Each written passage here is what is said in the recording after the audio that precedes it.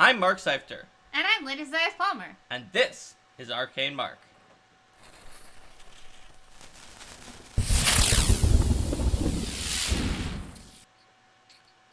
Hello, everyone, and welcome to Arcane Mark Asks Organized Play Associate Alex Speidel.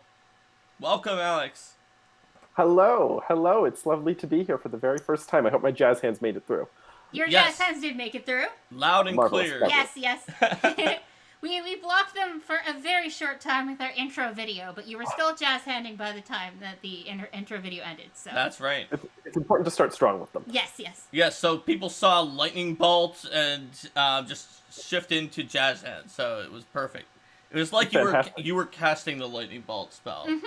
Well, I was actually. I do have that ability, so that makes sense. I mean, Organized Play Associates do have a lot of powerful abilities.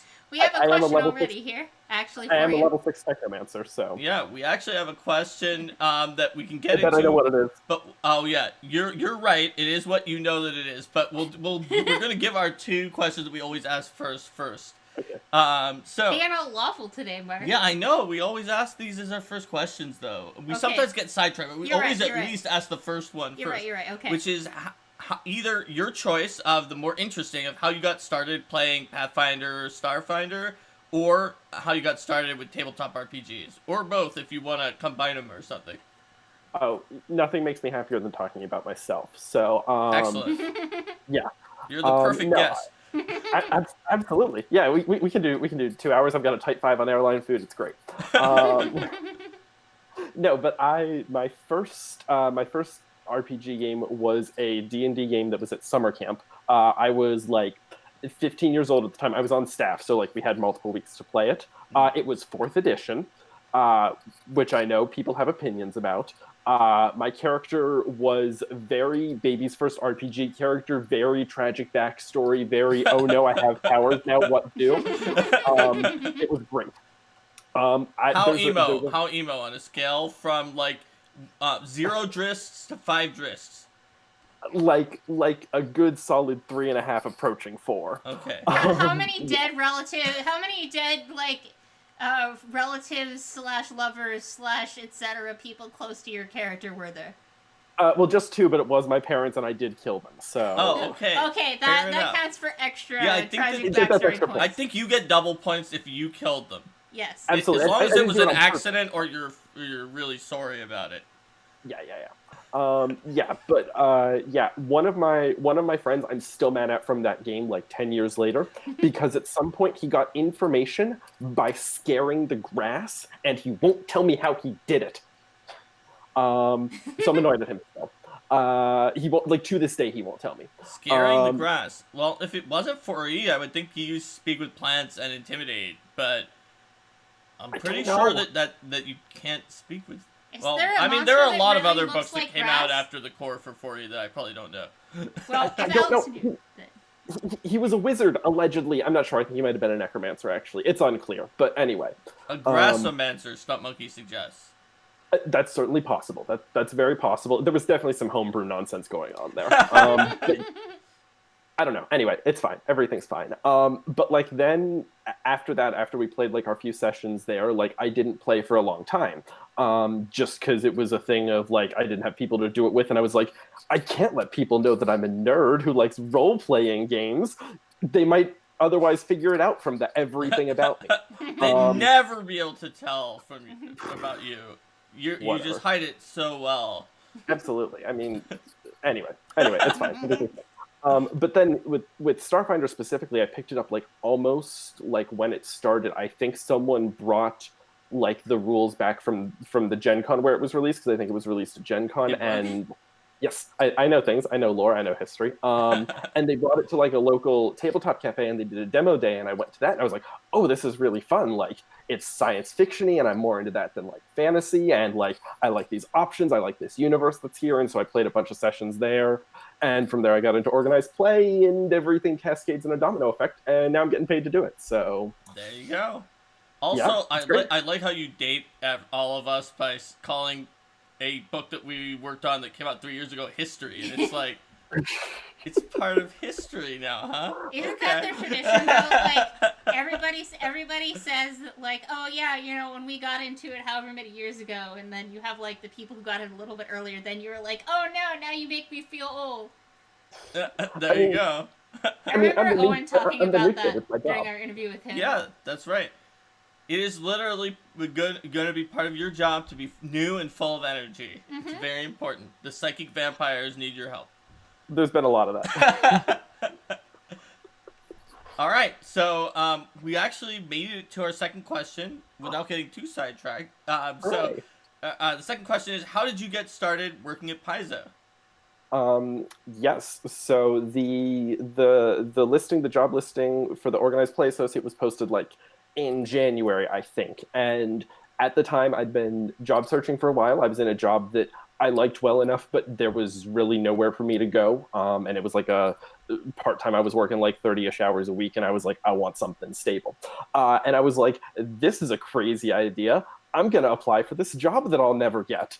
And then, oops, Tanya called and said, hey, we'd like to do an interview with you. And I said, okay.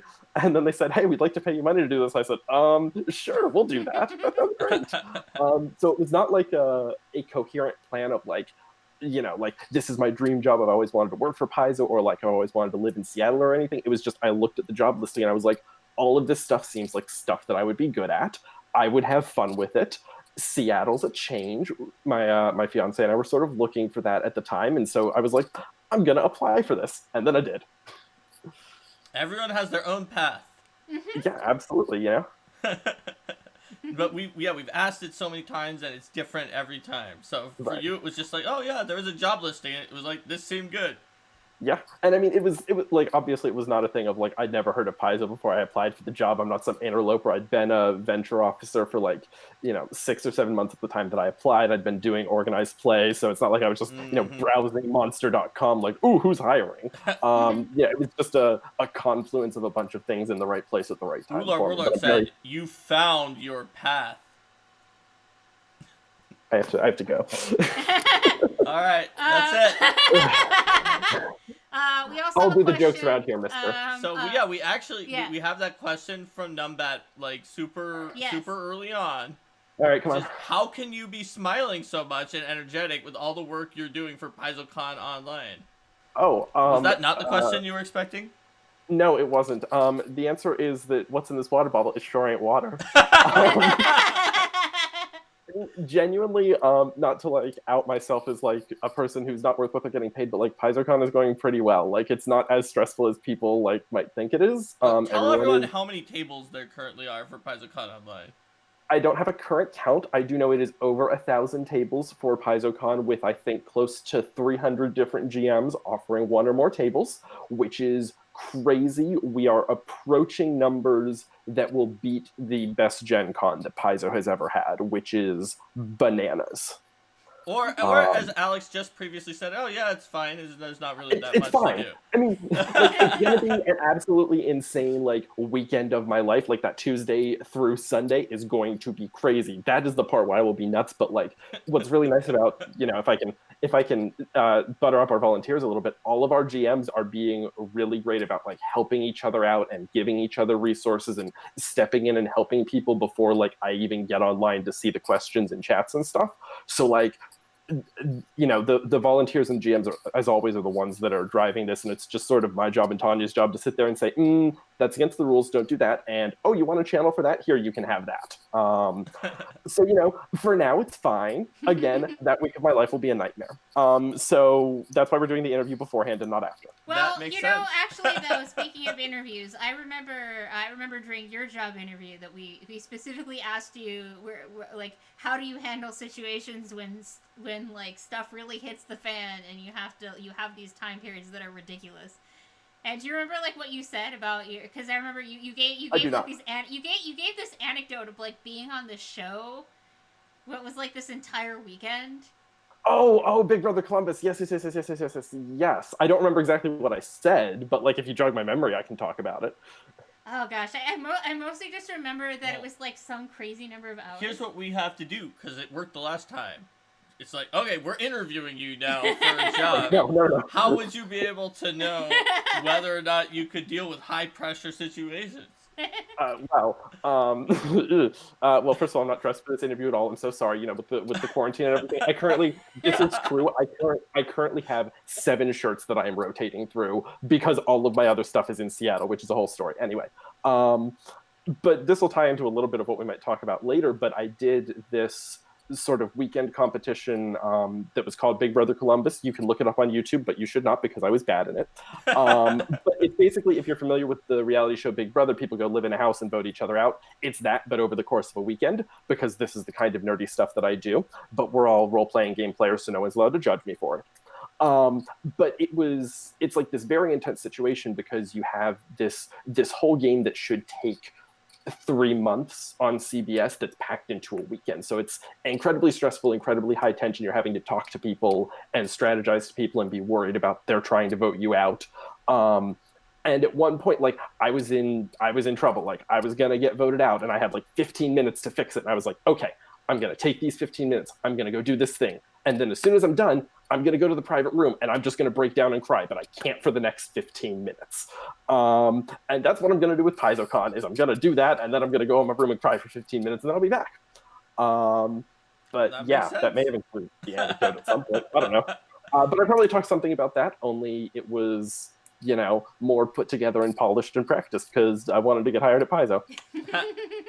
Oh, we have a super relevant and I'm sure will date just fine for YouTube question from Justin Knight. It says, do you want to play Bone Keep level 3 with him tomorrow at 6 p.m.?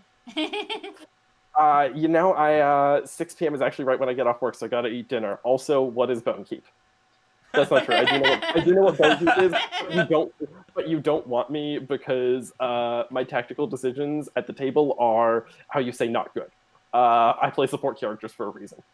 You know what? Support characters are better than you think at Bone Keep. Absolutely. I mean, they don't get enough love, but I don't have to worry about exactly where I'm positioned most of the time. Some of the time, all of my party runs away from me and won't let me supercharge their weapon. But you know what? That's on them. Yeah, if you have the right support character, some of the Bone Keeps that have been said to be pretty hard are not really a problem, even if you don't have a power build.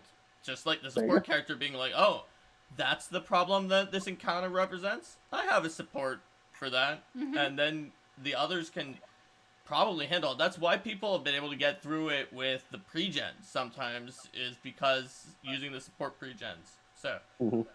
So, speaking of reality TV, you mentioned to me earlier that you went to school for video production. Yes, I did, and now I'm using all of those skills super well. Thanks, Mom and Dad. Like my computer science degree. Oh yeah. And my math education. Hooray! Degree. Wow. Yeah. Well, I mean, you're teaching kids about math by hooking them on role-playing games. When that's you true, say that's it math. like that, it sounds so, I don't know. So great. You mentioned that you had written part of a thesis on the history and impact of reality TV. That's true. I did that, and then I didn't have time, and I decided it didn't need to see the light of day. But it exists somewhere, half of it. Yeah, but you can't just like say something like that. So and be like, oh yeah, I wrote half a thesis on this. So like, what were some of the things that you looked at for the history of reality TV? How old is reality TV? So, I mean, first of all, it depends on how you ask, because some people will go all the way back to, like, the game shows, so, like, you're looking at the dawn of television, right? Because, like, any competitive reality show, like, Survivor or Big Brother or Amazing Race or anything that MTV produces, which is hot garbage, like, that all goes back to the game shows, right? And it's actually governed by game show laws, which is why anyone who says, like, oh, Survivor's fake, they get McDonald's as soon as the cameras turn off, like, legally they can't. So like some people would say it goes back to that, but generally like the origin is like the docudrama started with The Real World, which was like mid to late 90s. I don't remember the exact date. And then Survivor, which premiered in 2000. It is like the daddy of competitive reality, which was what I talked about more because that's worth more people's time than cameras following around celebrities. That's not great stuff. Competitive stuff, that's good stuff. But it was just about that and about the history and about like the impact of it, because because reality TV is so cheap to produce, people will produce more of it. It's why you see so many of like those docudramas and why TLC is all that now, because it's so much cheaper to produce. You don't have to pay the people who are on, and even like $1 million prize is cheaper than paying 6 or 7 actors thousands, if not millions of dollars to do your TV show. And so it was looking at that. It was looking at the sort of storytelling that happens on reality TV, which I will contend is just as good as anything scripted. And just all that sort of stuff. It was an undergrad honors thesis. It was not like some huge PhD world-changing thing. Yeah, I wrote about theses don't always change the world. As a fellow thesis dropper, but mine being a PhD one, I would say that you could probably spin that into a PhD thesis by just change the scope. When Linda asks, where did it start? You say, well, the first reality TV, if you really think about it, was the gladiators in ancient Rome. That's true. There's an argument where they were watching the competitive. That's the real daddy of competitive reality TV. Did you survive? Did the Roman lions eat you? To American Gladiator. That's right. Yes. There you go. And now you have a start for the PhD except thesis then you got to come up with like a 10 times more pretentious way to say that. It doesn't have to be. Like, we had Jason Tondro on this show, and he had the like from King Arthur to comic books. And that is legit his PhD thesis. You can buy it online, and it looks super interesting. And some of our fans on the show bought it when we linked it, because the Kindle version is apparently not as overpriced. He was like, "Don't buy my thesis; it's overpriced." And then people found a Kindle version that was more affordable. I think people would read a thesis about from Roman gladiators to American gladiator. That's a great name. Yeah, it is. That's pretty cool. Thanks for the cheer, Trippy. Oh yeah, thanks again. But yeah, it was just like I grew up like not really grew up, but like I watched a lot of reality TV with my family, and like I still do. I'm watching Survivor. If anyone wants my Survivor opinions, DM me. But like I watch all of it because I really do think it, like really well told reality TV can stack up with anything scripted, and as a really competitive person, I like watching competitions. So like it was just something that I'd always had an interest in, and I was like, oh hey, I could write a paper on this, and then I sort of did. So Stump Monkey is now asking the question that maybe actually is the question you thought everyone was going to ask. All right, Stump Monkey, come on. Skitter Goblins when? Is that the one? That's the one. That's the one. Yes. I believe. In first. Yeah. Yes. I believe that the official line on Skitter Goblins, which I can officially announce, is that every time someone asks, we delay it by a month. So. From an undisclosed starting time. Absolutely. The starting time was 2022, so it's only being pushed back further and further. The thing about them is they seem like something that could exist in Starfinder because of transporter accidents and stuff, right? Like in Star Trek, you could combine the two, but they definitely couldn't exist in Pathfinder because canonically their whole planet was in a galaxy that was never corresponded with for a really long period of time. A galaxy far, far right, away. Yeah, because we've never discovered things in Pathfinder that's like, oh hey, this thing happened before and we didn't know about it, right? We would never find like a ruin that had like a portal to Vesk 5 or 3 or whichever one the Skittermander's homeworld is. Certainly not. That's not me leaking details of future scenarios unless it is. Maybe it is. That's the kind of coincidence that you never get in a reality show would do in a maybe a bad scripted show where it's like, this place that we discovered that was super interesting with our new drift, turns out we already had a portal to it thousands of years before, that exact one place. Yeah, we try not to do coincidences that are too on the nose. It would be hilarious though, right? That's certainly a choice, and I may or may not be developing that pitch. We'll see. We'll see what happens. But just it sounds like it gets pushed by a month every time people ask, so. That's true. If you like them, don't ask. But if you don't want them, keep asking. Well, see, Alex has a sarcasm detector, so if you ask sarcastically, then it could cause there to become more Skitter Goblins. Was that another one of the bullet points that he read on the job description? It's like, okay, just so they added sarcasm detector onto the bullet point, and then he was like, these bullet points are exactly the things that I have. I can neither confirm nor deny what was on the job requirement. I'm pretty sure earlier this week Linda referred to me as a troll in a meeting, so. Oh, okay. Yeah, I forget what you said to the warrant Pathfinder that, troll, the trolls with the long, colorful hair, or like internet troll. I would say take a look at the Starfinder Society scenarios that are coming out this month. Okay, I guess I'll have to do that. Who's to say? I do remember what prompted it, but I won't say it on stream because of what prompted it. Yep. It must be a spoiler. Fair enough.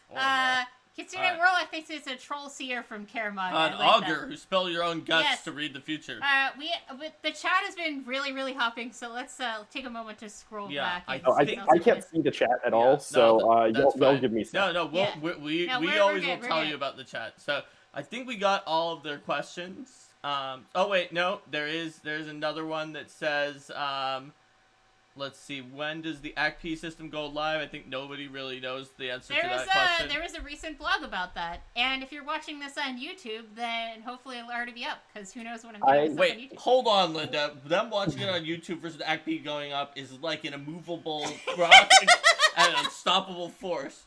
You can't just push two things into the future like that and assume that one will happen before the other. You know enough about infinities. L'Hopital's rule, right? They're equal. Well, maybe one of them is a different type of infinity. maybe the one about ACP. Maybe the one about ACP is like natural numbers, and the one about me putting it on YouTube is like real numbers. See, you're using your math education degree. I'm so proud of you. All right. Alex, there's another question that has been highlighted with channel points from Numbat. Oh. How do you channel that competitive nature into role-playing? Because role-playing is about winning, obviously. No, that's not true at all. It honestly, like, it sort of, it doesn't come through, at least in, like, role-playing when you're supposed to be role-playing as a group, because, like, I want sort of the group to succeed. Like, I'm not a person who's going to come in and steal things, partially because I don't do martial classes, because I don't know tactics. But, like, for me, it's even, like, when I'm GMing, I don't consider it a competition of me versus the players. I consider it, like, a competition of me and the players versus the scenario. And yes, I'm running the monsters, and yes, I want my monsters to punch my players real hard. But, like, it's not that fun to TPK people. Like, it's fun, I guess, but, like, after the 5th time, it's like, what's the point of this? So I think really where it comes through is just that I want the most dice. All of the dice. That makes sense. I want them all. I'm going to push back, though, on... I think you can kill Steel with Keskadai, and he's, like, a support character in I do love that. Gens. When I was running Starfinder Delves, I definitely saw people kill Steel with Mind Thrust with Keskadai. Mm-hmm. First of all, I love all Sheeran very much, with all of my heart. They are my favorites. So I love Keskadai with all of my heart as well. I did have the Rise of the Runelords campaign that I was playing right before I moved out here. I was the healer. I was an Oracle, and I picked up a spell just at the right time that just was basically Fireball for undead. Oh, wow. And so I kill stole a lot. Like, we were in, like, the middle to end of book 2, I think. Yeah. I was doing a lot of problems. Like, you know where I was on the farm. Yeah. I was popping Down a lot on of the farm. zombies, and I was having a blast because I picked it up at just the right time. So that was real fun. And, like, it was a support character. I was still healing people, but I was also like, oh, there's a group of 4 zombies over there, or 4 ghouls over there. Never mind. So you gave me a good transition for this. You said right before I moved out here. So. Oh well, I didn't. But... you did. You did. We can rewind back. But you said you were playing it right before you moved out here. But Alex, where are you actually right now as the time of this taping? Yes, I am currently still, or again rather, in Cleveland, where I will eventually move to Seattle from. What had happened was, I went out to Seattle for the job, and my fiance stayed here because his job is still here and he was still working here. And so we were like, okay, we'll find you a job out there and then you'll move out. And so I went out to Seattle. I spent a total of 8 days in the office. I found an apartment. I put my 2 suitcases of stuff in the apartment, and then I'd had a pre-planned trip to elsewhere planned the weekend after that. So I went on that trip. While I was on that trip, Paizo sent out the email saying, hey, guess what? You're all working from home now. And I went, So I have 2 options. Number 1, I can go back to the apartment in Seattle where I currently have a couch and a coffee table and end of list. Or I could see if Tanya will perhaps let me stay in Cleveland where I have things like a desk and a second computer and a fiance who I will not be separated from for an undetermined length of time. And, you know, all of my stuff except for the 2 suitcases of clothes. So I got that approved. And so I just came back here to Cleveland and we're riding out the pandemic here in Cleveland. And I currently have 7 shirts and about 10 pairs of socks. So I'm doing a lot of laundry. And two pairs of pants. So that's great. We have another highlighted message that says, Alex is great to have on a table as a player. That is all. Who sent that? That's from Trippy, who's been cheering a lot this episode. So Trippy Darlin must be one of your local players. I don't know that name.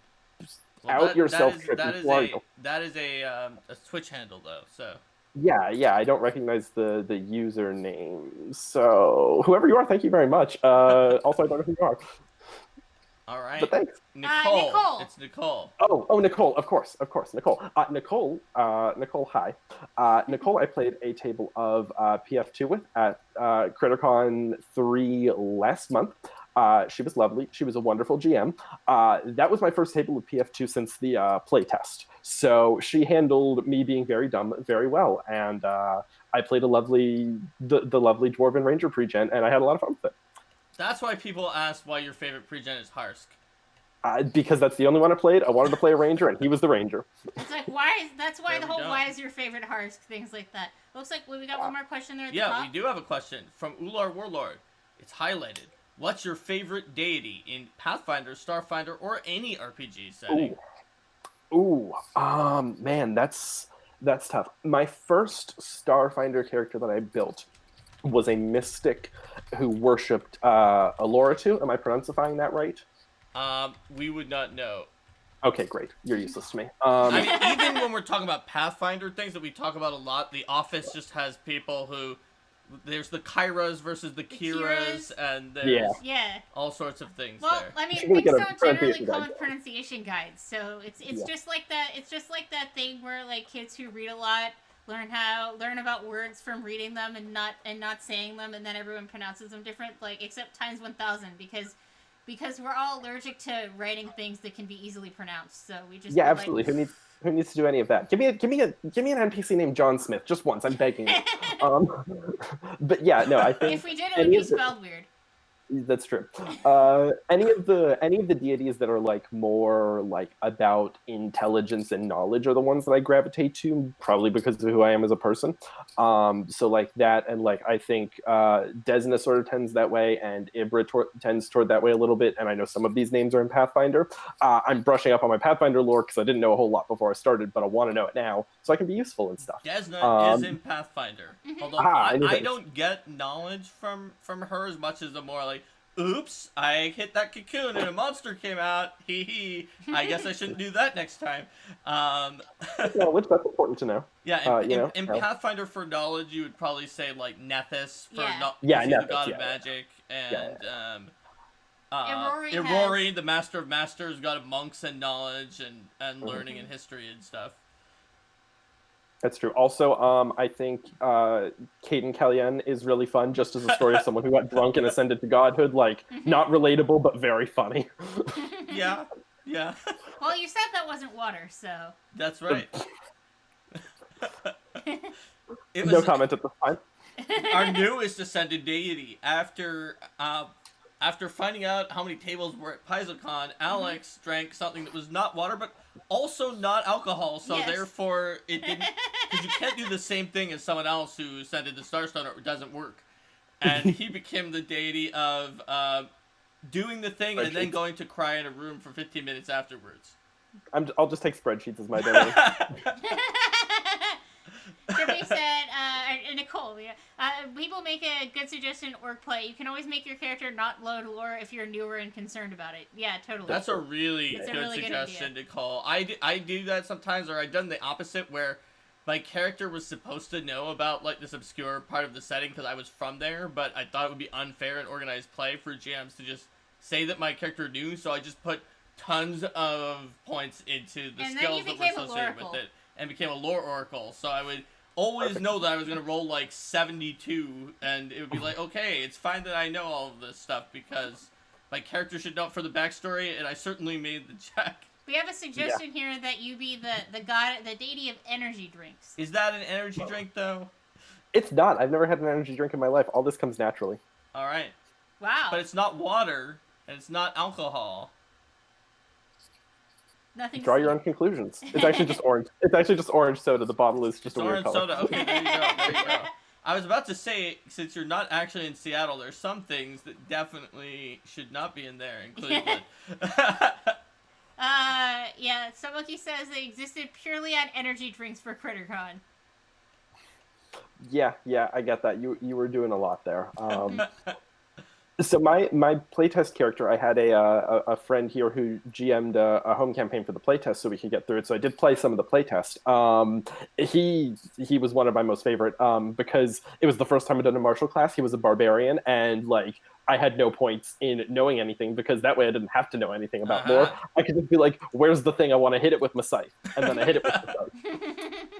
I was a farmer, and it was the weapon that I had, and also he had dragon powers, but he didn't know where they came from, and it was very fun. Because one of the things that I like to do when I'm building characters, if I can, if it's for a campaign, is I will give the GM like very narrow openings to sort of be like, I do whatever you want with this. So I was like, I want to be like the dragon totem barbarian.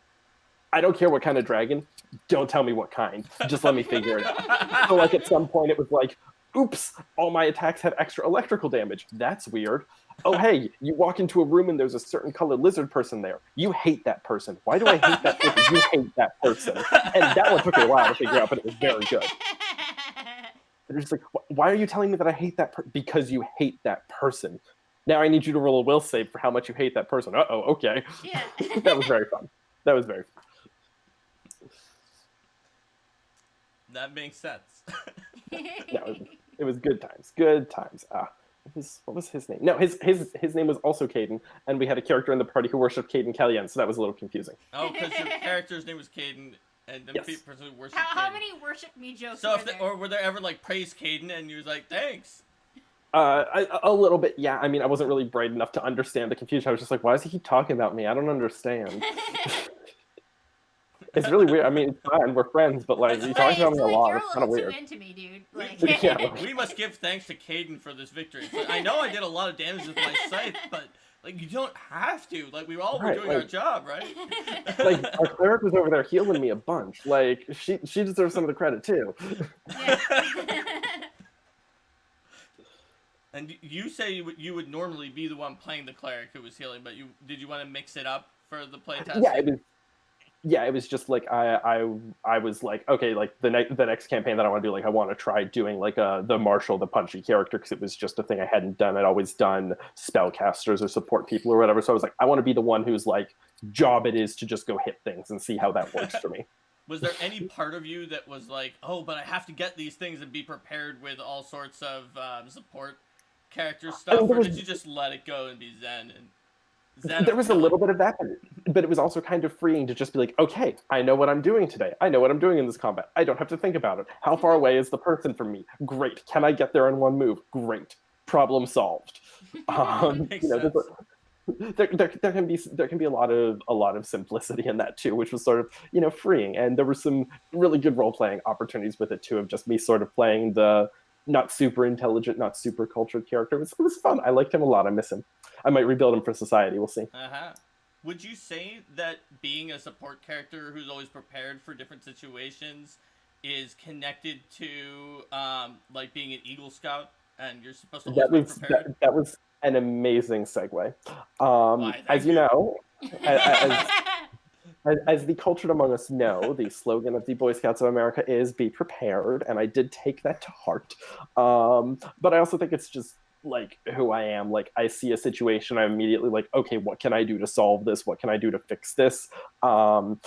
It's very Skittermander of me. It's be very helpful. I'm aware of this. I think it's just always been my personality. And so it just sort of carries over to role-playing games of, oh, I want to, have a bunch of things that I can do and do a bunch of weird stuff. That was how I built the Oracle. Was I was like, okay, this time I just want to be a weird character. What's weird? And Oracle's weird. It's cleric enough, but it's weird. I can be a healer, but also do weird stuff. That's great. All right.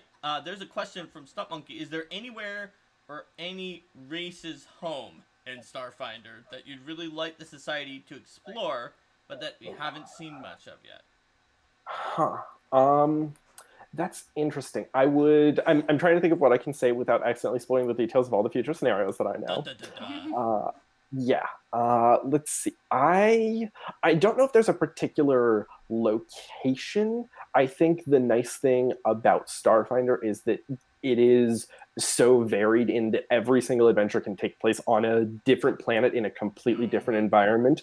So like anything that I want to do like has already been covered in our catalog of whatever, nearly 70 scenarios at this point, or like it's really easy to do. I get attached when I'm reading stuff more to plot hooks or more general concepts than location and stuff like that.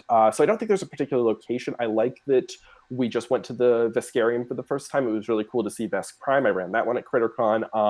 I would love to see, and I know we're going to see more stuff just in that Veskarium and those different worlds and see sort of how they react to, a completely different sort of government and general environment than the Pact Worlds, because the Pact Worlds are generally pretty free. They're generally pretty able to do what they want. Results may vary. Consult your doctor, but the Veskarium is sort of, because it's got that very oppressive regime, it puts a lot of sameness on some of the worlds, but it also, I know that there are going to be elements there that are like, oh yeah, these people are super okay with the oppression. These people are super not. And so we're going to get to see a little bit more of that we haven't gotten to see in the Pact Worlds. And then, the Vast is full of stuff. Like any planet you can imagine is there. I also really liked, I forget the number, but the Infernal Gallery, where we had an adventure that was pretty much entirely in the Drift. That was super cool as well. And just like that, and maybe even the idea of like visiting other planes eventually would be super cool if that's able to do in the future. I don't know. We'll see. So you did pretty well when you started by saying that you weren't sure about it. It was a pretty big topic, but what about the second half? Are there any of the species in Starfinder whose home you would want to hear about, even if we don't know what it is now? Be like, oh, those Raxolites, they're from far away, or I just picked the one Linda wrote because they're the ones I know. Yeah, I do love the Raxolites. I am playing a Raxolite in an Attack of the Swarm campaign, so I would love to see their home world. He's lovely. He's adorable. I would also, this is a little typecasting, but I would love to see whichever Vesk world is the home of the Skittermanders, because I think that is probably. That has the capacity, I think, to be the most chaotic world we could possibly visit. And I think that would be pretty dope. Awesome, I think a whole scenario of nothing but Skittermander NPCs. Some players would hate that. Other players would have a lot of fun with it. See, we had an adventure called Skitter Home, and it wasn't even in the Skittermander's home. Spoilers, that's not out yet. Oh, okay. Mm-hmm. It's a free RPG. I don't know. I haven't seen it yet. I don't know. Then maybe it is in their home. Maybe. We have some comments here too from the previous thing. That's right. Or there's a question too. No, comments too. Eagle Scout Gang and Silver Palms represent. Oh, heck yeah. I know what that meant. You didn't need to know what that meant, but I knew what that meant. I have one palm. I got real lazy after I stopped needing merit badges anymore. Also, I was busy working at summer camp, so yeah. All right.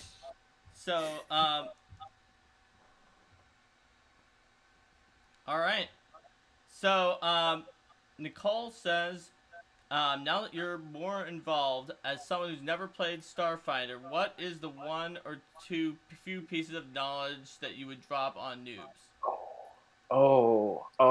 I mean, there's a lot of places to go with that question. I think in general, if you're looking to pick up Starfinder, know that any kind of adventure that you want, any kind of adventure that you liked in Pathfinder, any kind of adventure that Pathfinder can never do exists out there or will exist out there. And one of the nice things about society is it's really embracing the stuff that Pathfinder can't do. The stuff like, oh, there's television, oh, there's social media, oh, there's technology. So like you have a lot more sort of room to explore that, and a lot more character concepts because you're going to get access to all of these different species and stuff. Also, like, there are, like, this might be a hot take. There are no bad classes or bad species or bad combinations of the two at this point. So, like, if you're afraid that you're like, oh man, I really want to build like an android envoy, but I'm afraid that like it won't be as good, like, you're fine. There are ways to do it, and you will be fine. Like, your character concept will be great no matter what. Also build Skittermanders, because Skittermanders are wonderful. Yay! We love them. I have a Skittermander dice deck sitting on my desk. Always Skittermanders. The answer is always Skittermanders, yeah. There you go. Absolutely. For, Absolutely. Chaotic Help is the best alignment. All that free RPG Day goodness. Skitter Crash, that's what the other one was. Yeah, Skitter Shot. I can't keep track of them. I literally can't. They're multiplying. I knew Skitter Shot. And Skitter Crash, I just couldn't remember Skitter Crash. Yeah, Skittermanders. They're literally just, to me, the awesome Skittermander things that are going on. Yes. Yes. Yes, but Starfinder is excellent, and come to the dark side and join us. We have stars and spaceships, and it's wonderful over here. All right. Let's see. Lord Warlord asks, is there a xenometric android option for Skittermanders? I don't know. Check the additional resources. I don't remember offhand. I'm not. My brain isn't bad. My brain is bad. I don't think so offhand, but I could be wrong about it. All right. People say there is not currently. Okay. Okay. But they would That's what we have. The person who asked answered by saying that there wasn't. Well, if you knew that there weren't, then. He just wanted to put Alex on the spot. Come on, it's okay. Oh, absolutely do it. We love to prove how many rules I don't know. It's great. Be nice to Alex. Come on. Vesk Envoy is best envoy, says Stunt Monkey. Vesk Envoy is pretty good. It's good stuff there. Also, all Vesk are Russian. That is an important thing to know if you join Starfinder. All Vesk are Russian. There you go. That's Eastern European at least. Like, sorry, that's just the rules. I don't make them. You know, Vesk Envoy is one of the sample envoys. I had fun, like, building that build for the Starfinder core rulebook and being like, it's a Vesk build, and it uses a giant Dashko that's unwieldy, so that's the standard action, then the move action is supporting everybody. Like, because Vesk diplomacy is speak angrily and still carry a big Dashko also. Absolutely. Speak loudly and carry the biggest stick. Yep. I was working, one of the things that I did, because I'm a giant nerd, one of the things that I did initially when I first got into Starfinder was, like, I randomized the 7 core races and the 7 core classes, and I was, like, going to build, like, one of each, just whatever it spat out, and the Vesk that I got was a Vesk operative, and I was going to be like, okay, how do I make a dexterous Vesk thief? And it was going to be interesting, and that was a character I never got to build, but maybe someday, who knows? Well, there's always more games. Yes. That's true. There are always your next one. Absolutely. Because one of the problems with my 2 suitcases being in Seattle is that all of my chronicles and paperwork are in Seattle right now, and I only have records of my most recent character that I built electronically. So I have no idea where the rest of my characters are level-wise because I've applied like GM credit to them and stuff. So at this point, I'm like, I'm just gonna make a new like quarantine character and just like start low level and like play up until like, so I at least know that I have one that I'm tracking. Yeah, that makes sense. Because you didn't have, because I guess you wouldn't have had a roommate out here who could be like, hey, this may sound weird, but can you take pictures of all of my chronicle sheets? Nope. And believe me, there have been times where I'm like, like, if anything needs done, like, what do I do? Do I, like, do I message Linda or Tanya and be like, hey, there's a problem with my apartment. Can you go deal with this? Also, I have to mail you keys or something. Like, it's not ideal, but it is what it is. Numbat says, can't have too many characters. That's true. That's Can't have true. too many characters. That's true. I think a lot of people in Orc Play have a lot of characters. So, what are your thoughts on Strawberry Machine Cake? My thoughts on Strawberry Machine Cake are that one of my characters is a huge fan. They're very into them. They have all of their albums, and they will never admit to it.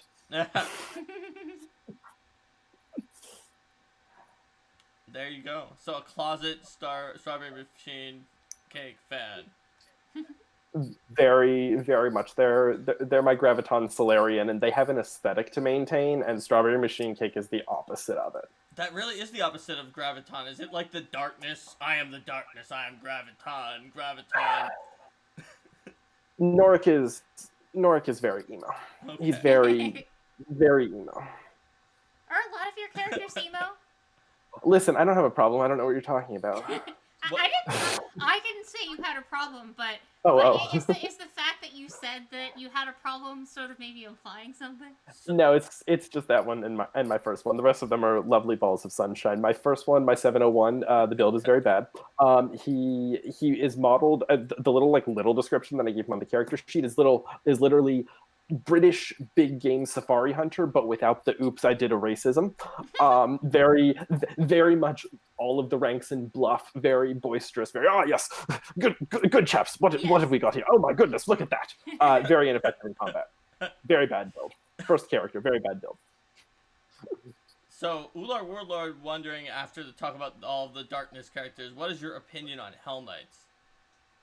My opinion on Hell Knights. Well, I just... slight tease for something if you're clever. I just sort of finished reading through, or at least skimming a little bit through the Age of Ashes adventure path, so I have a little bit more knowledge than I did before. But the Hell Knights, of course, are also in Starfinder. They are extremely extra, and I would not want to be them. Because lawful, no. Not that. I don't think any of my characters have ever been lawful anything. It's very hard to follow all of the rules all of the time. Beyond that, I don't have much of an opinion other than I beat them up in like several scenarios at this point, and they had it coming. So there's some other questions on here, but I'm going to say lawful doesn't mean you have to follow the laws of the area you're in. It just means that you feel that structure and doing things in a regimented and specific way is important, as opposed to being able to be spontaneous and sort of deal with the situations as they come.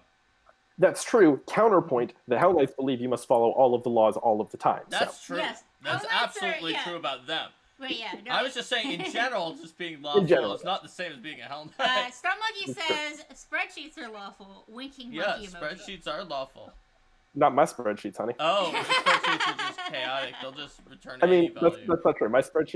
My spreadsheets have conditional formatting. They have color coding. They're gorgeous. That sounds lawful. That sounds pretty lawful. Yeah, but then everything else isn't. That's where the one lawful is. You know, I'm neutral good. It's fine. No, yeah, it makes sense. It's like how Myers-Briggs tries to separate people out into judgmental versus perceptive, depending on if they organize stuff a lot or not, but people sometimes organize some things and not others, and it just doesn't work. Yeah. It's almost like a system that tries to put people into a buckets small number doesn't of work. Implemented buckets is not an accurate reflection of the complexity of humanity. That's crazy. That's why, I mean, yeah, you know, like, I make spreadsheets for stuff all the time, partly because it's my job, partly because of who I am as a person, but also my desk is a mess and you can't see it, and there's a reason for that. You know, so like... Yep. No, I am exactly the same way, so... I am that. I contain multitudes. Spatial being a mess, but time-wise and organization-wise being organization unite. Yay! Linda, you're not part of that. You want space to be organized. Yeah, but I don't actually do it. Yeah, but I literally want it to be organized ergonomically, where things are where my hand will go to take them, and not in the bucket where they are alphabetized somewhere in the house where I wouldn't go. So... Well, I always know where to find stuff if it's put away. My organizational system is, my pens are over there. And there's the dead batteries. Yeah, see, that's exactly, Alex has got it. He understands me. Alright, so, Zathos asks, what is the most challenging aspect of your job so far? Because PaizoCon Online, apparently super easy for 1,000 tables, but what is the most challenging aspect? It's working with all of my coworkers, like Linda. She's a nightmare. I know, right? If you ever need to vent, you could just let me know. I definitely won't get back to her. Oh, absolutely not. Well, if he said he'd keep it secret, he does. Mark is very good. Mark is a man of his word. Like how he knew about second edition when he was working at Paizo before me for an entire year, and I didn't catch on. I just never told her. He was actively working on it. And then when she got hired and she found out, she was like, "What?" This is how I know that I can trust him with stuff because when he gives his word, he'll keep it. Yeah. I think in terms of like a serious answer to that question rather than, oh, my coworkers are terrible, because really you guys are delightful. It is sort of, I am somewhat new to the Paizo line of products available at paizo.com/store. But it is like I am keenly aware that there is a lot of history and that this is like a thing that a lot of people care a lot about, and I'm coming into a thing that is much bigger than me and much older than me and means a lot of stuff to a lot of people. And so there are times when I just have that where it's like, oh geez, like I'm in conversations that like are just really, really big and way bigger than anything I was a part of before. So like, that sounds like it's really exciting, and it is at times, but it's also just sort of this thing of like, oh man, if I mess up, like this is in stone forever for a lot of people. So like, I better get this right. And anytime we talk about like, hey, should we do the program this way instead? I'm like, oh geez, like, should we? I don't know, man. That's a lot. So it's that, and also like on a more micro level, it's like, I don't know Pathfinder as well as I'd like to. I'm working on it, but I don't know it as well as I'd like to. So like when discussions come up about like, oh hey, how should this downtime work? I'm like, I have nothing to add to this conversation yet. I will, but not yet. Hey, you didn't even pick the answer that they said doesn't count, which is dealing with VLs who keep asking about ACP. I have that channel muted, so I don't know. Okay, there you go. Stump Monkey says, as someone just seeing it from the outside, joking aside, you're amazing, Alex, and made such a difference already in your short time. Stop. Say more things like that. Can I get a testimonial for when I asked for a raise? Thanks so much. No, I mean, it is, if I can, again, say nice things about our volunteers for a second, just the community that exists, even when they're, pushing back and fighting, and they're like, rah, why don't we have this thing? Like, it is a passionate community that cares about what they're doing. The volunteers care about their players. The number of people, especially in this challenging time we're all in together, who have said, like, we want to make sure that Paizo succeeds, like, who have gone out of their way to buy extra PDFs under the sale and stuff like that to make sure that, like, Paizo can stay afloat is just, it's wonderful to see. It's wonderful to see the people that just care about our company here and care about what we're putting out. It's delightful. And so thank all of you so much. Keep saying nice things about me, only don't because I can't take a compliment. So I'll just run away. There we go. For all of our YouTube fans, the challenging times that he's talking about, this episode was filmed in 2020. The beginning of the 2020s when there was a large-scale epidemic. I know that that's in the history books for you. I'm not going to take that long to catch up on my YouTube backlog. Just to be clear for the YouTube uploaders, this was prior to the Murder Hornets incident and before everything that happened after that. You remember, I'm sure. So we don't have to go into it. That's right. No Murder Hornets. Yeah, we're not talking about the Murder Hornets. No, that comes later. We haven't gotten there yet. All right. I don't want a Murder Hornets incident.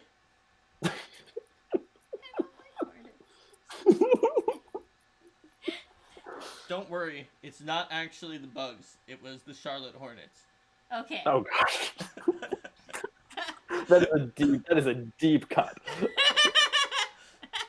I don't know anything about sports, so if that was actually accurate, then. So my job before this involved a lot of sports and working on an actual sports television or internet show. So like, I know a lot about sports. Okay. The Charlotte Hornets are a real team. I know they're a real team. They're either basketball or hockey, and I can't remember which. I know they're a real team, but I didn't know if they had actual murderers on them. But enough sports teams do that. I wasn't completely shocked if you're like, wow, that's a deep cut. And I was like, wow, they actually do. To something. You just picked something random. No, I was just impressed you managed to name an obscure, sports team. Oh, okay. Yay! You got sports I know points. Nothing about any criminals who may or may not be on that particular team. You got sports ball points. Congratulations. It's like the only time ever. All right. There was actually a question higher that we missed. Oh, we missed a higher question because there's another question now. Yeah, I know, but let's go. Where's the higher question? It was written by someone with a pink. So was it Nicole? Yeah, this one. It was okay. Here. What is the best part about being an organized play associate so far? All of the wonderful volunteers. No, that's disgusting as happy. I think. So the worst part is your coworkers, and the best part is the volunteers. Got it. Absolutely. Oh, hi, Bob. Absolutely. Bob is here. Oh, hi, Bob. How are you? I'm not ignoring your message in Slack. I'm just, busy.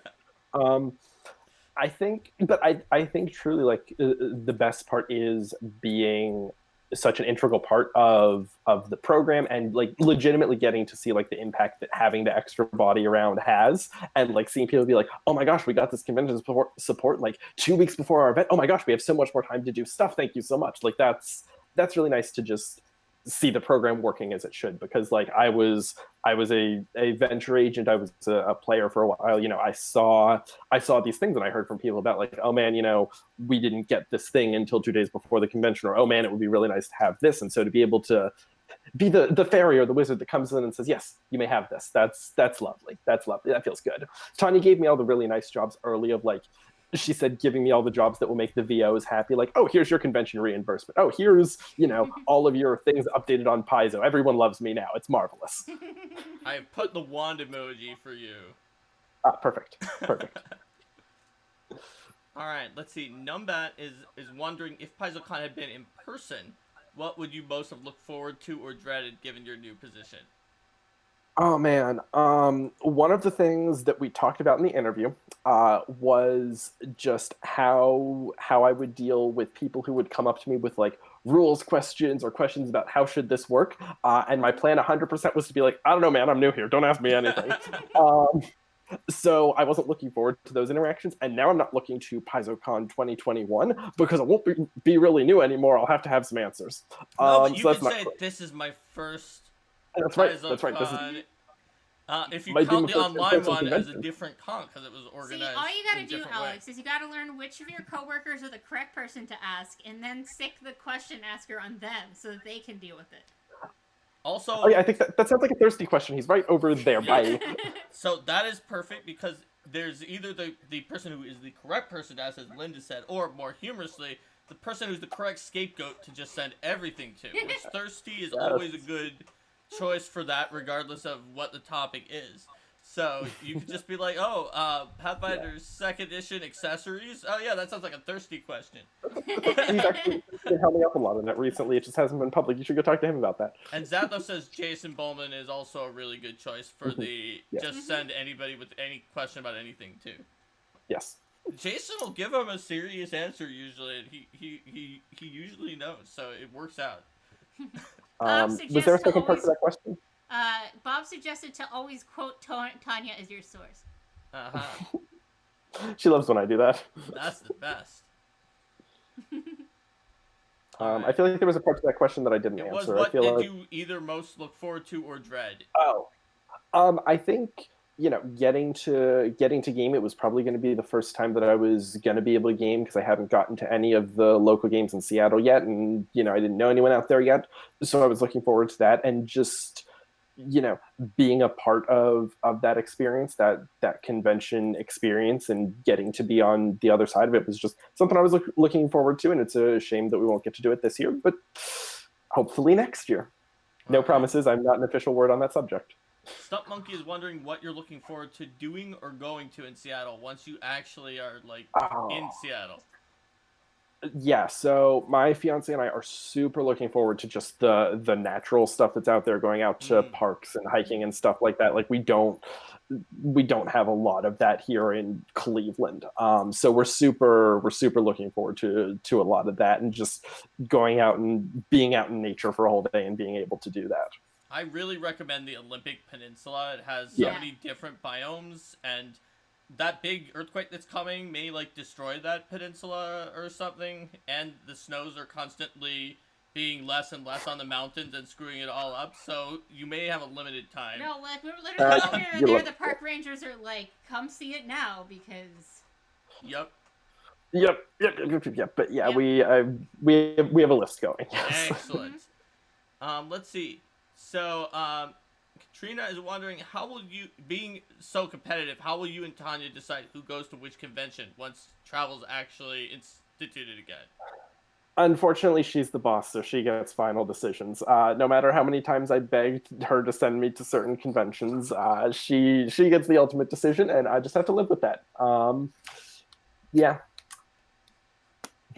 Unfortunately, that's not a place where there's a competition. She's the boss. But if you want me at your convention, I don't know how to request that, but I'm sure there's a way somehow. I don't know. first they should try to get the convention to list you as a guest of honor. That really helps. Yes, because if a convention is listing someone as a guest of honor and handling expenses and stuff like that, then they're a lot more likely to be able to get someone. Surtur79. I don't know that I'm worthy of any kind of honor, but all right, sure, go for it. Yeah, Surtur is wondering if you will make a swarm-related scenario called the Murder Hornet Incident. Well, I sure will now. Hang on. Linda, can I pitch you something tomorrow? Yeah. But if it's a Starfinder Society scenario, that would more be pitch it to Thirsty. Bob says Paizo's like anyone, they like free stuff. That's true. But Paizo never gets it for free because even for some cons that actually pay for the airfare and the hotel room and the food, which is pretty awesome and very rare, Paizo still has to pay those comp days for the for the days that have travel and the days that are off. So it always costs Paizo something to send people out there, but just conventions are really important. So eventually, the more of it that is paid for, the more that Paizo can like run the numbers and send to more conventions, right? Yeah. Because ultimately they have X amount that they can afford to pay, and it does cost something even for the one where all expenses are paid. Yeah. And so maybe they can get like 5 times as many, or exactly. I made up a random multiplier. Maybe it's 3 times as many. But we're like, yeah, exactly. So for work days that would normally be work days, we're traveling, and then we also get comp time for when we're working on holidays. It looks like Stump Monkey and Zathos already said the thing I was saying while I was saying. Yep. You fool. It's almost like we also put out a scary number of products. Wow, I don't know. I find our schedule scary sometimes. That's the one. I've seen that schedule. The one not scary thing for Alex is that he hasn't had to develop any scenarios yet. I don't know. He's been helping me in some of the stuff I've been doing in our project management software. So he's stared into the abyss with me. So. I've stared into that abyss there, yeah, and I just see the organized play stuff. I've got no idea what the schedule of like any of the hardcover line or anything is, and I'm sure you can see some of that. So, yeah, there's a lot. Did the abyss stare back? Yes. Oh, it definitely does. So teamwork has become self-aware.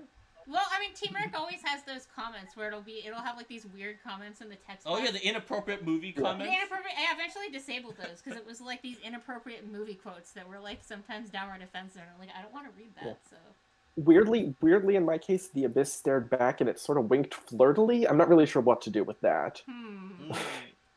Well, very odd. I mean, you said you're very chaotic and not lawful, so if you're willing to make a sort of an exception for chaotic evil, then something might be able to work out. No. A Faustian bargain somewhere in there, and I won't have it. Zatho says, buy the abyss a drink. There's a concept. I could start with that. I've never done that before, so that'd be a new one for me. Caden would do it. You've never bought the abyss a drink, or you've never bought anyone a drink? Anyone. There you go. And it's not because I'm cheap either, just to be clear. I mean, I am, but that's not why.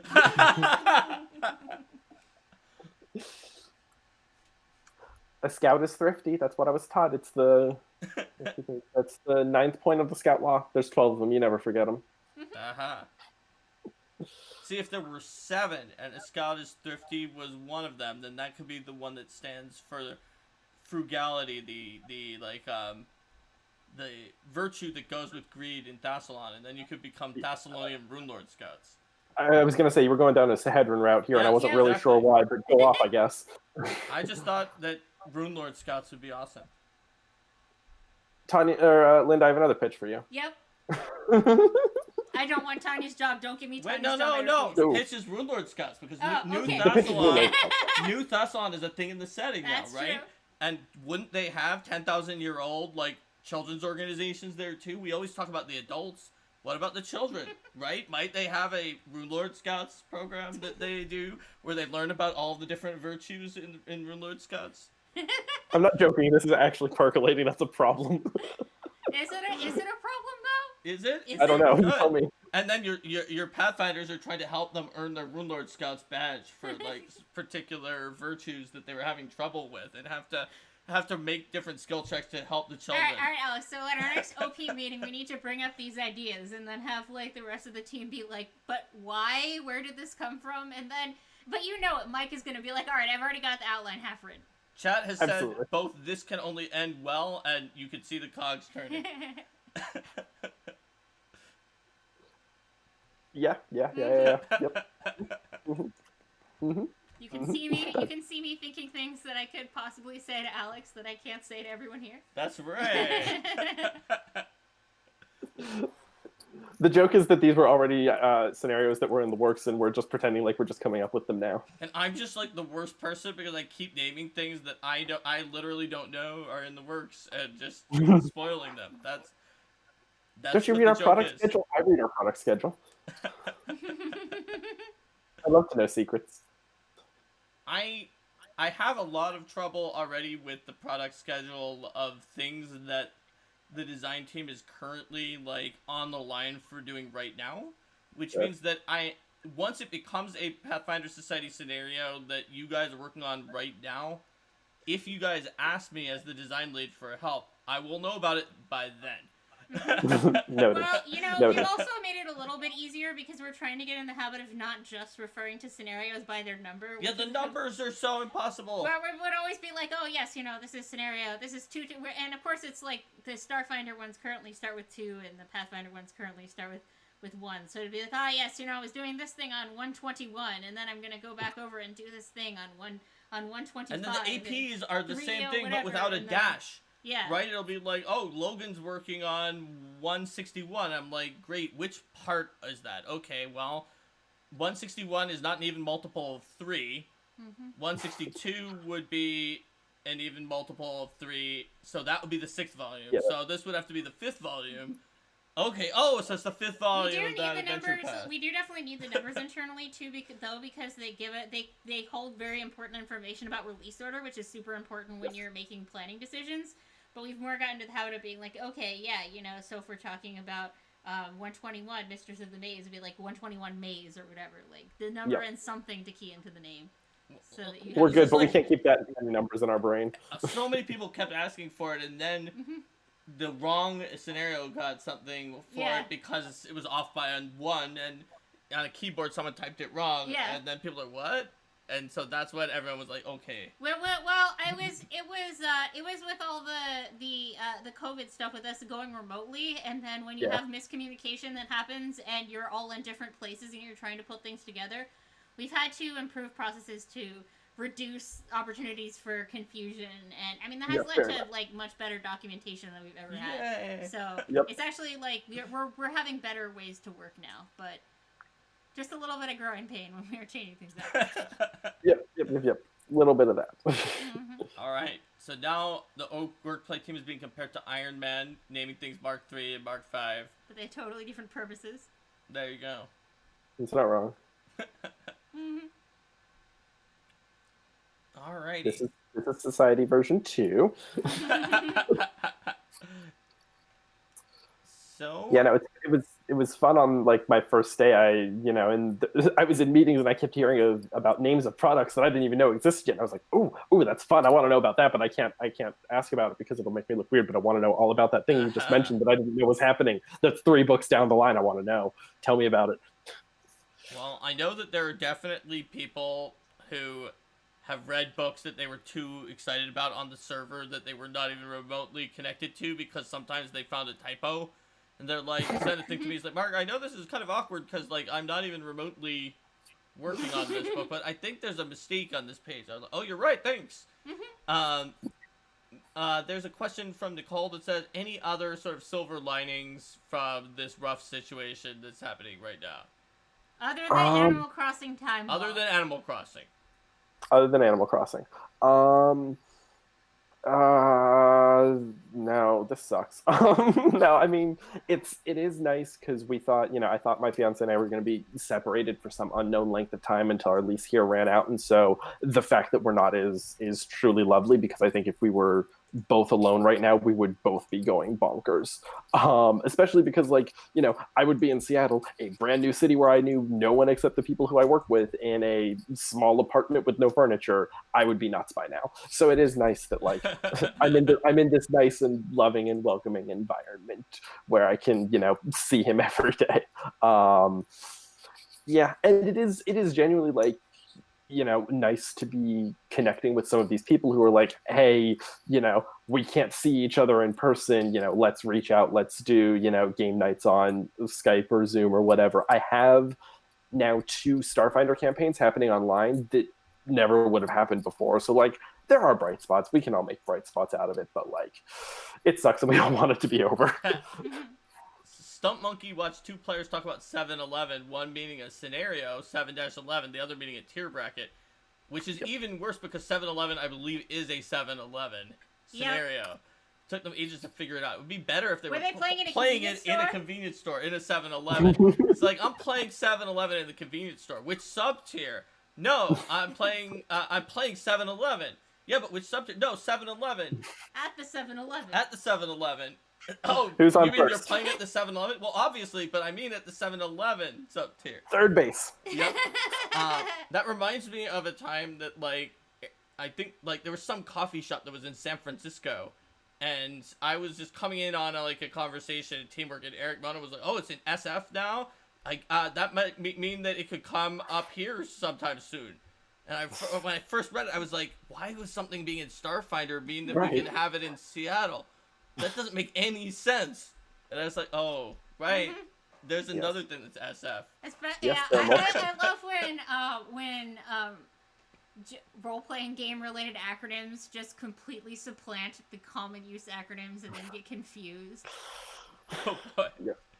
Yep. Katrina wonders what type of work your fiance is interested in.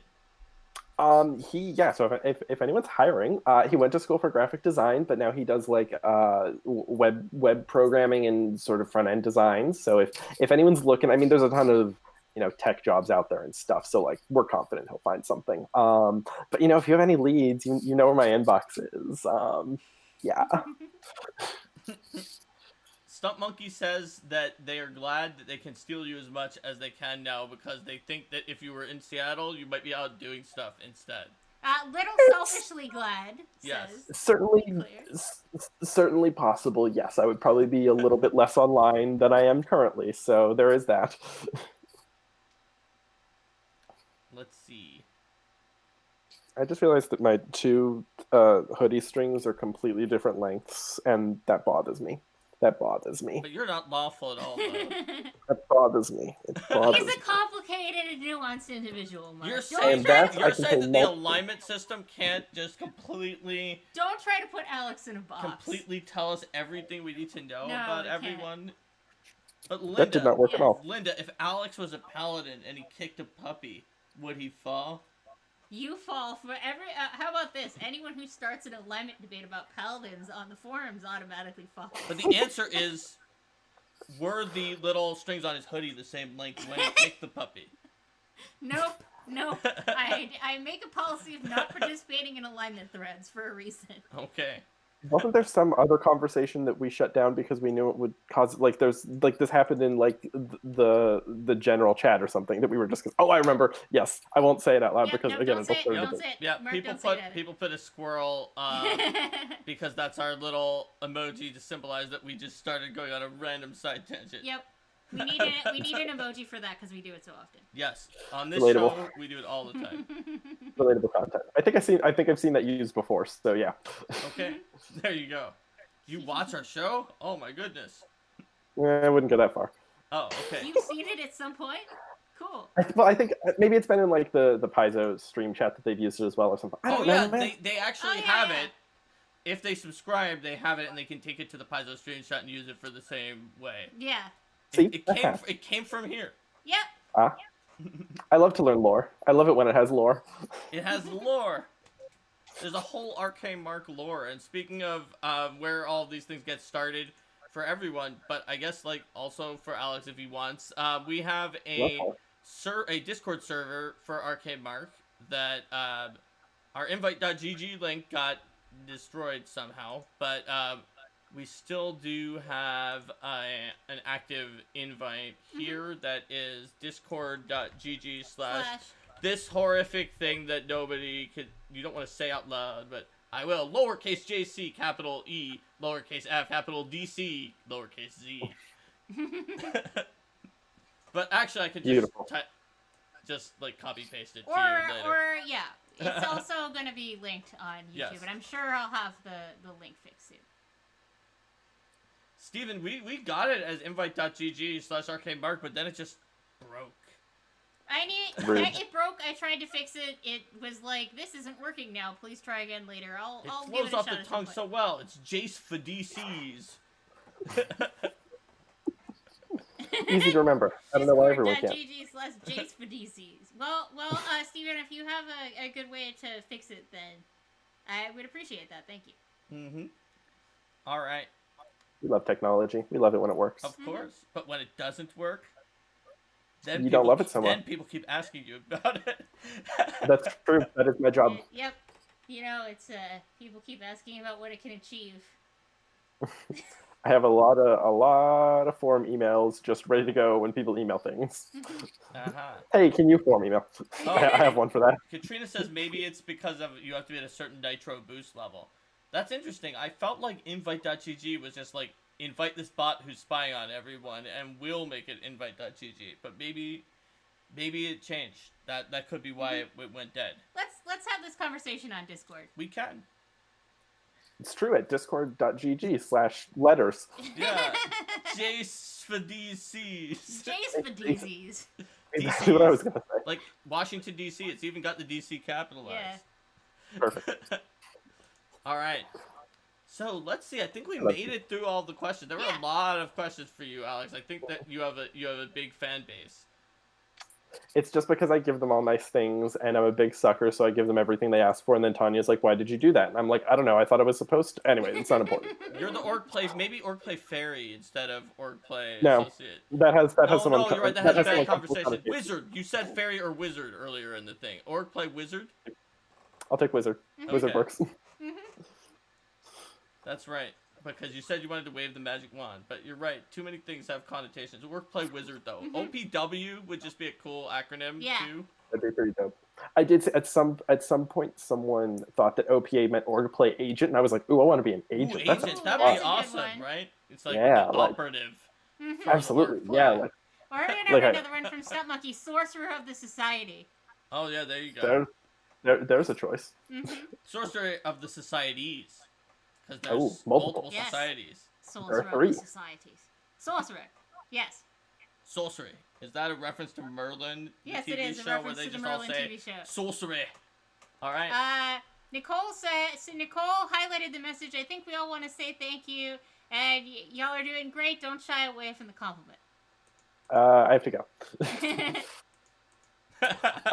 No, I mean it's lovely to see those things, but I'm just one person, and there's the whole team here that does all sorts of wonderful things, and they answer all the questions, and I just bring the answers like to you. Like I don't answer any rules questions. I show up in the org play chat at like 6 a.m. for them because I'm 3 hours ahead of them, and I'm like, "Hey, the VO server wanted to know how this thing works," and I just leave and let them hours later, we'll be like, this. There we go. That's my job. My job is to be the annoying person who's like, "Hey, the people have these questions." Hey, listen. They've been insulated from it for so long. Hey, no comparisons to Navi. That's not fair. The org play Navi. No. I reject that characterization. Alex does not do that. He just puts questions in the chat and gathers them for us. You can use Z targeting to find out about the problems. Nope. Alex is. Did you know that the people want to know how this works? Did you know people didn't know about ACP? Let me tell you again. Can I kick him off the show? I mean, that's up to you. I'm not in charge of that. Katrina says, "Don't sell yourself short. It's a very important role," and she's absolutely right.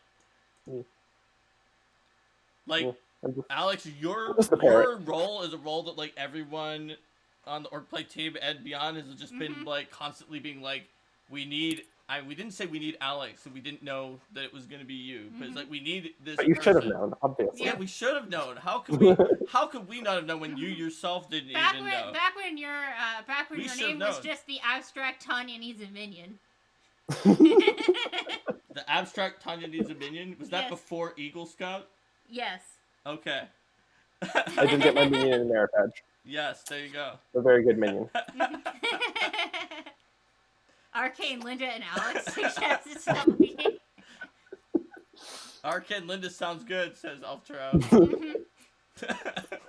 I literally just today, as I was writing out Arcane, Mark was like, "Oh, I get the name. I understand the origin of the name now." Oh, well, I know you didn't play Pathfinder, but there's also a cantrip called Arcane Mark in Pathfinder. That would make sense as well. Yep. It's called really Sigil in Pathfinder 2nd Edition. And a Sigil. Yeah. Yeah. And there's a lot of, including No Direction, which is the most famous, but there's a lot of, like, streams that were just being the names of cantrips. So... And the reason my name isn't in it is because I wasn't going to be on the show to start with. I joined around episode 10. That's right. But the name is too awesome, so I won't let him change and it. Now you've usurped him and you've kicked him off. So I mean, we've come full circle here. Yes. The prophecy is complete. I'm happy to be part of the Arcane.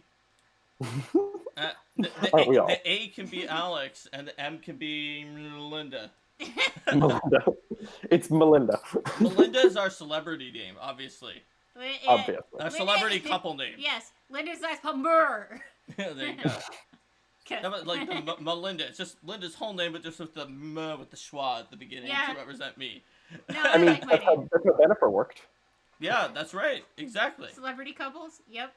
There you go. No, I like my name, but it's already long enough as it is. There you go.